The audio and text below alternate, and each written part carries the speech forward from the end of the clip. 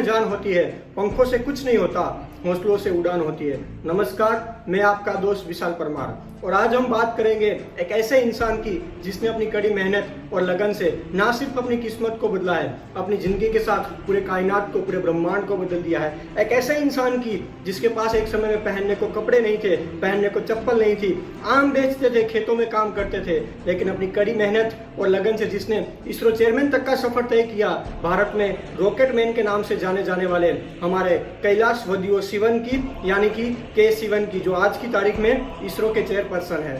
पूरी दुनिया में इसरो का लोहा मनवाने में जिनका बहुत बड़ा योगदान है, ऐसे के शिवन का जन्म तमिलनाडु के कन्याकुमारी जिले के बहुत ही छोटे से गांव नागरकुली में हुआ था। पिता कैलाश वादियू और माता छेलम शिवन दोनों ही किसान थे और फाइनेंशियली बहुत सारी प्रॉब्लम्स होने के बाद भी अपने फैमिली से ग्रेजुएट होने वाले के शिवन पहले मेंबर थे। के शिवन ने अपना प्राइमरी एजुकेशन अपने गांव की ही सरकारी स्कूल में तमिल मीडियम में किया था। प्राइमरी एजुकेशन के बाद के शिवन ने अपना आगे का स्टडी आम बेचकर किया था। जब भी समय मिलता था, जब भी छुट्टी होती थी, तब के शिवन अपने पिताजी का हाथ बटाने खेतों में दौड़े चले जाते। बचपन से ही वो हौसला, वो जुनून, वो जज्बा इनके अंदर आ चुका था और हमने देखा है दोस्तों, जिसके अंदर ये हौसला, ये जुनून और कुछ कर दिखाने का पागलपन आ जाता है, वो लोगों ने इतिहास को बदल दिया है। के शिवन ने अपने स्कॉलरशिप के पैसों से मद्रास इंस्टीट्यूट ऑफ टेक्नोलॉजी में बीएससी मैथ्स के अंदर कंप्लीट किया। उसके बाद के शिवन ने बीटेक किया और एरोस्पेस इंजीनियरिंग का डिग्री लिया और आईआईएससी में सिलेक्शन हुआ। आईआईएससी जो कि इंडियन इंस्टीट्यूट ऑफ साइंस, जहाँ पे के शिवन ने एस्ट्रोफिजिक्स का पढ़ाई किया। के शिवन ने अपने एक इंटरव्यू के दौरान बताया था कि मैंने अपनी जिंदगी में जो चाहा वो मुझे कभी नहीं मिला। पहले मैं बीटेक करना चाहता था तो मुझे बीटेक करने नहीं दिया गया और मुझे बीएससी करना पड़ा।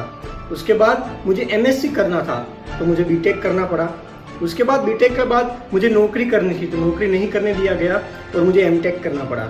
उसके बाद भी जब मैंने इसरो ज्वाइन किया तो मुझे सैटेलाइट डिवीजन में काम करना था तो मुझे विक्रम साराभाई स्पेस सेंटर में भेज दिया गया। तब वो एक बहुत मस्त बात बताते हैं कि जब भी अपनी ज़िंदगी में अपने मन का काम नहीं होता है तो भगवान ने हमारे लिए कुछ और ही बहुत बड़ा सोच के रखा हो। इतने अच्छे इंस्टीट्यूट से इतनी अच्छी डिग्री होने के बावजूद उस समय के शिवन को नौकरी नहीं मिली, क्योंकि उस समय भारत में एरोस्पेस इंजीनियरिंग का इतना स्कोप नहीं था। उसके बाद के शिवन का कैंपस प्लेसमेंट हुआ और के शिवन ने इसरो ज्वाइन कर लिया। जब 1982 में के शिवन ने इसरो को ज्वाइन किया, तभी सरकार ने साइंस के अंदर इन्वेस्टमेंट करना स्टार्ट किया और जो बहुत ही महत्वपूर्ण प्रोजेक्ट था polar satellite launch vehicle PSLV, जिनका पूरा काम के शिवन को दे दिया गया और के शिवन ने उसमें कमाल का काम करके दिखाया। उसके बाद के शिवन ने और भी बहुत सारे प्रोजेक्ट के अंदर काम किया, जिसमें एक सबसे महत्वपूर्ण प्रोजेक्ट था सितारा सॉफ्टवेयर, जो कि पूरे स्पेस प्रोजेक्ट का एनालिसिस करता है और सैटेलाइट को कक्षा में प्रस्थापित करता है। उसके बाद के शिवन ने और एक प्रोजेक्ट पर काम किया जो था cryogenic engine. Cryogenic engine satellites को अवकाश में भेजने के लिए लॉन्च व्हीकल होता है, उसमें यूज होता है, जो आने वाले समय में इलेक्ट्रिक व्हीकल के अंदर भी जिनका बहुत बड़ा योगदान रहेगा।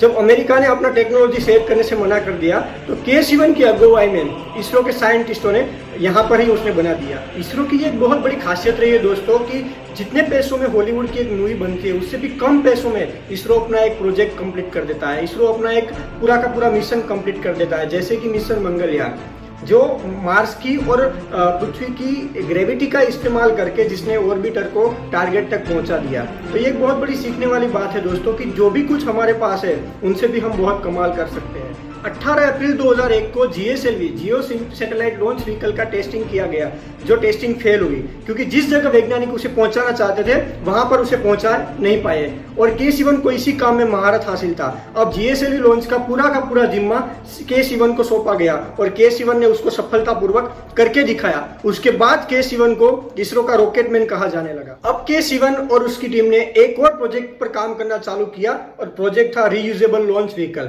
मतलब उसी लॉन्च व्हीकल को दोबारा यूज करना जो एक बार यूज कर लिया। के शिवन की अगुवाई में इसरो के वैज्ञानिकों ने ये काम भी करके दिखाया जो अब तक दुनिया के तमाम देशों के लिए नामुमकिन था। अब के शिवन को इसरो के अंदर लॉन्च व्हीकल के लिए ईंधन बनाने वाले डिपार्टमेंट का चीफ बनाया गया। उसी दौरान के शिवन ने 2006 में IIT बॉम्बे से एरोस्पेस इंजीनियरिंग के अंदर PhD की डिग्री हासिल कर ली और अब वो डॉक्टर के शिवन बन गए। 1 साल से भी कम समय के अंदर के शिवन को विक्रम साराभाई स्पेस सेंटर का चीफ नियुक्त किया गया। ये वही स्पेस सेंटर है जो भारत के सैटेलाइट्स को अंतरिक्ष में भेजने के लिए व्हीकल्स यानी कि रॉकेट तैयार करता है। उसी दौरान उस समय के इसरो के चीफ एएस किरण कुमार का कार्यकाल समाप्त हुआ और 14 जनवरी 2015 को के सिवन को इसरो का चीफ चेयरपर्सन नियुक्त किया गया। खाली समय में बागवानी, खेती और क्लासिकल संगीत सुनने वाले के सिवन को बहुत सारे पुरस्कारों से नवाजा गया। उसी दौरान के सिवन की ही अगुवाई के अंदर इसरो ने एक साथ 104 सैटेलाइट्स को अंतरिक्ष में भेज के 15 फरवरी 2017 को एक वर्ल्ड रिकॉर्ड बना दिया और दुनिया के अंदर इसरो की एक अलग ही पहचान बना दी। अब इसरो का सबसे बड़ा मिशन था चंद्रयान 2, जिसे 22 जुलाई 2019 को लॉन्च किया गया। विक्रम नाम के लैंडर को 7 सितंबर की रात चांद की सतह पे लैंडिंग करनी थी। अब तक सब ठीक था और अचानक से संपर्क टूट गया। उसके बाद जो हुआ वो आप सब जानते हैं। इसरो के चीफ के सिवन हमारे प्रधानमंत्री नरेंद्र मोदी जी के गले लगकर फुट फुट कर रोने लगे।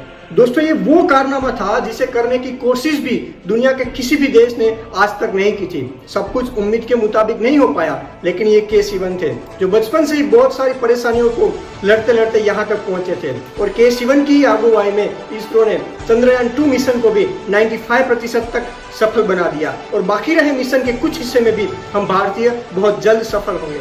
अगर के सिवन की ये प्रेरणादायक कहानी आपको पसंद आई हो तो उसको लाइक करो और ये प्रेरणादायक कहानी को बहुत सारे लोगों तक चैनल सब्सक्राइब करना और बेल आइकन दबाना ना भूलें। धन्यवाद। जय हिंद। वंदे मातरम। राष्ट्र दिवस।